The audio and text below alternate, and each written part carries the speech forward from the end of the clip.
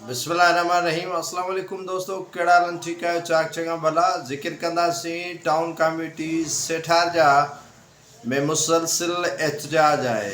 सफ़ाई न पई थिए, शहर जे अंदरि गंदगी जा ढेर, काउंसलरनि खे अहमियत न आहे ऐं उतां जा सियासी समाजी अॻुवान सरापा एहतजाज आहिनि। ऐं एहतजाज इन करे कनि पिया त हुननि खे इन ॻाल्हि जो ॾुख ऐं अफ़सोस आहे त चेयरमैन जेको टाउन कमेटी सेठारजा जो आहे, नौजवान एडवोकेट ग़ुलाम अब्बास कुबर जो फर्ज़ंद आहे ऐं हू ग़ुलाम अब्बास कुबर साहब पीपुल्स पार्टी तालके ठरीबीरवा जो ग़ालिबन सदर आहे ऐं प्रेसिडेंट जो पुटु टाउन कमेटी सेठारजा जो चेयरमैन। ऐं आवाम जा मसला एहतजाज ही जेके सिलसिलो आहे वो शुरू थी वियो आहे काफ़ी अरसे खां। वरी हिते साफ़ी बि मुख़्तलिफ़ क़िस्मनि में तक़सीम थींदे नज़र अचनि था सेठारजनि जा, के चेयरमैन जे पासे, के काउंसलरनि जे पासे, के शहरनि जे पासे, को आवाम जे पासे, त को वरी कंहिंजे पासे। सो घटि कंहिंमें कोन्हे का। जेकॾहिं ॾिसिजे त दर्द ऐं हमदर्दी कंहिंखे बि आवाम सां कोन्हे का।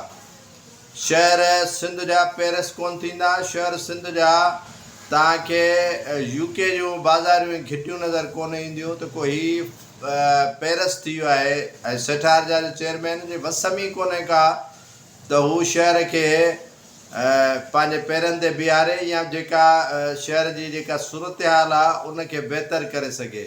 हाणे चेयरमैन आहे, नौजवान आहे, जेकॾहिं हू कमु कंदो त अॻिते बि हू उमेदु करे सघे थो आवाम में त हिन भेरे आवाम जे बहितर में खाए सभु थो। करप्शन रिकॉर्ड तोड़ आहे ऐं ओज़ेटी शेयर बि जेको आहे सो वधियो आहे त माण्हू आवाम जे कमु अचे, कतबु अचे। ऐं सियासी जेको जंहिंमें पोटेंशियल आहे, जेको सियासी घराणे सां वाबस्तगी रखे थो, कम अज़ कम उन शख़्स खे शहर जे मसइलनि ते ध्यानु ॾियणु खपे। ऐं अलाह ताला मौक़ो फ़राहम करे थो। पहिरियों भेरो हू ऐवान में आयो आहे ऐं पंहिंजो मेंबर उन सां गॾु आहिनि, शहरी उन सां गॾु आहिनि। उन ते जेको आहे सो एतमाद कनि था त उन चेयरमैन जो फ़र्ज़ु पहुचे थो त हू आवाम जे कमु अचे, आवाम जा मसइला हल करे, आवाम जे दर्दनि पीड़ानि तकलीफ़ुनि खे सम्झे। जेकॾहिं को कंहिंखे ब्लैकमेल करे थो, उनखे छॾे करे बाक़ी आवाम जो जेको 99% आहे उहो ब्लैकमेल त कोन कंदो हूंदो।